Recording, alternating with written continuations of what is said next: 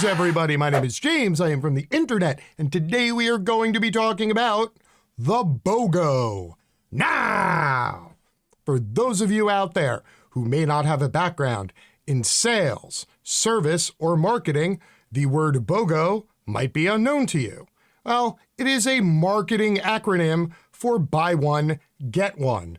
The buy one, get one free sale is always a great way to get people through the door to check out the rest of your products. And since, obnoxious, middle-aged, vaguely left-talking heads on YouTube is becoming quite a congested career path, I thought maybe today I'd try to offer a little more value to get a few more asses through the door and in the seats. So ahead of time, you're welcome for the added value I'm going to bring to your viewing pleasure today.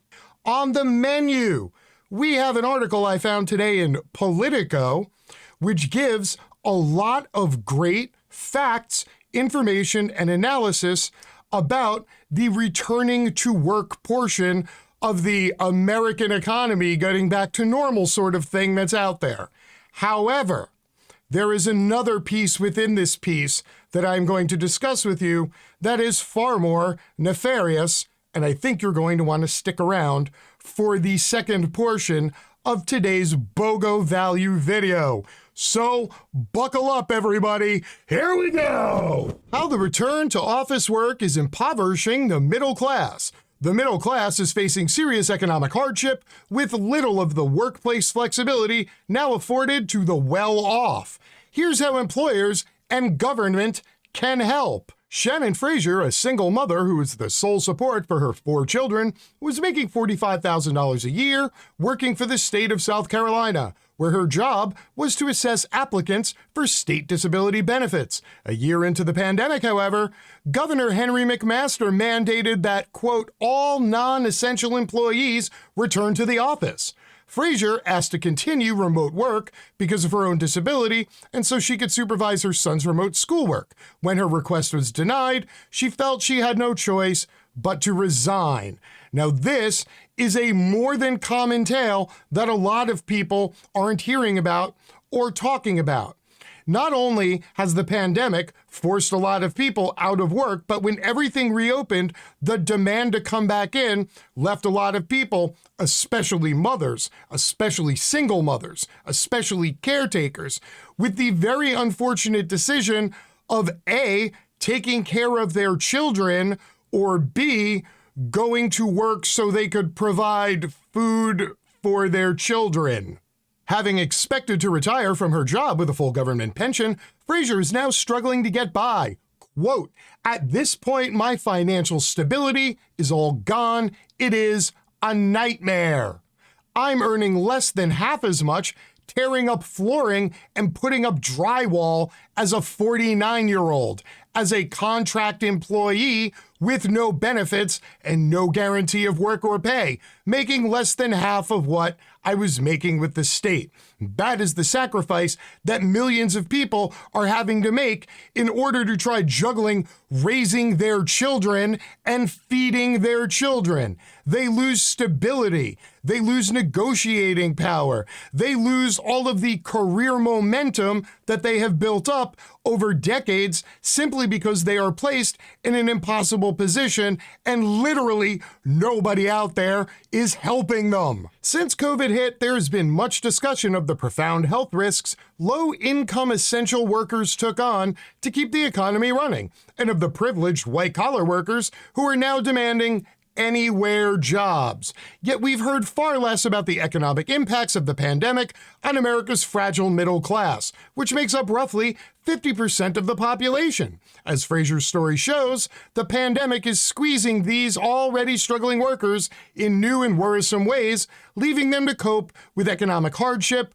while affording them little flexibility available to the well-off. Now, I know if you're somebody who works for a low hourly wage and you're stuck working in retail or a service industry, more often than not, you think of office buildings and office workers, as those douchey white-collar professionals, the CEOs and the rest of the C-level executives who make hundreds of thousands of dollars a year. But for each of those douchey overpaid C-level executives, there are dozens of support staff and dozens of more people who just maintain the building. So every single time an office goes back to work, it means there are a whole lot of people who aren't making a whole hell of a lot more than you, who are forced to go back to working in cramped conditions with other people during a pandemic that, the last time I checked, is still spreading, hospitalizing, and killing people. A two-tier system is emerging in which highly paid professionals have more options than ever, while middle-income workers are often ordered back to full-time on-site work and might have little choice but to quit. This is one of the great forces helping to fuel the Great Resignation that has received so much attention, and the pattern already is having disastrous economic consequences for these workers and their families. It also has major implications for American politics that we might be living with for decades. That is, unless employers step up to support their middle-income workers or government offers more effective help. Now, there are a couple of good points in this, not the least of which is that both government and large wealthy corporations and industries are all just kind of scratching their head going, gee, I don't know what we can do. Maybe everybody should just come back to the office and then, we can talk about it. That seems to be the prevailing attitude. And this is why so many people, as the author referenced, have been retiring. In fact, Reuters today ran an updated article detailing the last set of labor numbers. And included in there is this little ditty. Quote, though employment is 3.9 million jobs below the peak in February 2020, economists believe that number is probably not a true reflection of the labor market's health, as the shortfall includes people who have retired. And normally, when you think retired, you think somebody who's 60 years old, who's been at their job for 35 years, they've gotten the gold pen, they've gotten the gold watch, they get a retirement party, and then they go move to somewhere in Arizona or Boca Del Vista, Florida, and get a condo and play golf. That's the idea we have of retired.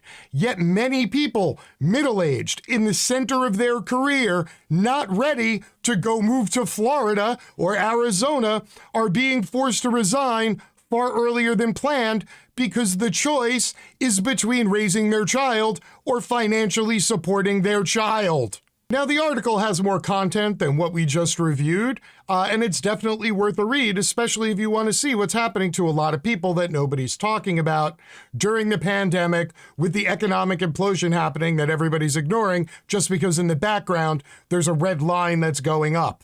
And so you would think this is a well-written, well-intentioned opinion piece and article, and this is why Politico put it in there, right? Yeah, so now I'm about to commit career suicide and show you why this entire article is actually a piece of trash. As you can see, this opinion piece was authored by one Joan C Williams, who is the director of the Center for Work-Life Law at the University of California Hastings College of Law, and an author of at least 2 books titled Bias Interrupted: Creating Inclusion for Real and for Good, and White Working Class: Overcoming Class Cluelessness in America. In addition to those career accolades, Joan Williams has also received a bachelor's in history from Yale University, a master's degree in city planning from MIT, and a doctorate from the Harvard School of Law. So if you were wondering why I said before I was going to be committing career suicide, this is why. Now, let me explain. As you can see in both the title and the subheader of this opinion article, the author references the middle class. This is going to become very important in just a moment. Only 2 paragraphs down in the article, the author once again references the woes of the middle class, also stating that the middle class makes up roughly 50% of the population. Yet there's no citation with this statistic, even though almost every other statistic in the article is cited. And now I'm going to show you why, and this is all going to make sense. As you can see just one paragraph down, the author, Joan C. Williams, has now pivoted from saying the middle class to middle-income workers, even though in the last paragraph, her comparative was of low-income workers and high-income workers and the plight of the middle class. Now, she's calling them middle-income workers and not the middle class. You see, while income and class have a lot of overlap, they are not the same thing. It's very easy to break society up into income tiers and say that roughly 1/3 of the population makes this income stripe, 1/3 of the country makes this income stripe, and 1/3 of the country makes this income stripe. So you see, middle income solely refers to income. Middle class, however, involves class analysis. And that analysis shows that what class you are is not directly related to your income, but rather your personal relationship to capital. If you make $150,000 a year, but you live in downtown San Francisco, have 5 kids, and rent a house for $10,000 a month, guess what? You're not middle class. You are low class. Doesn't matter how much money you make. If you do not own a house, if you do not have a retirement or stock portfolio, if you have no investments, i.e., if you have no capital beyond your income and money coming in and money going out, solely earned through your labor, you are a member of the working class, i.e., the lower class. And this is where class analysis by wealthy people fail. They want to lump everybody together in the middle class so that you will stay both politically active and economically agitated and have a great desire to climb the ladder and be a grinder. But it also keeps us from talking about the real fact that capital always looks out for and protects other capital. And this author is solely interested in the capital class maintaining their capital. So it doesn't matter what these workers are earning.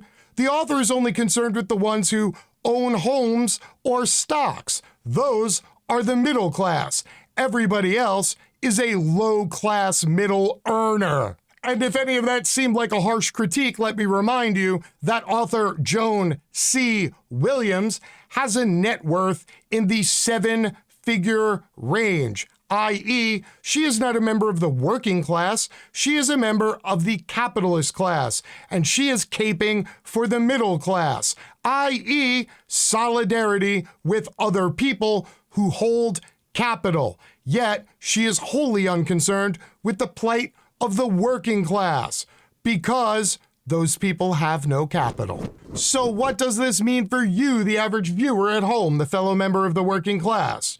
Well, it means that while you should still be consuming news and finding out what's going on out there in the world, you should also try to take a moment to see who is giving you the news that you are reading, because more and more websites and news organizations are falling under the umbrella of multi-billion-dollar corporations whose job is to protect their capital and the capital of their investors. And those investors are very motivated to ensure that fellow members of the capitalist class stay so. The very two-tiered system that Joan C. Williams was bemoaning in her article concerning the people in the office who have to change the bags in the trash cans versus the CEOs who don't have to show up to work. Yeah, that's her concern. She's not concerned about the other two-tiered system, the real two-tiered system, the one that involves the new wave of feudalism that is coming crashing down upon us as capitalism comes to an end. And in that system, there is only a capitalist class and a working class, and all the workers work to give most of what they earn to their lords and masters. So everybody, be smart when you read this stuff, and no matter how good it sounds, maybe take a moment and make sure that you shouldn't believe the hype. Until next time, my name is James. I am from the internet, and I am out. Peace.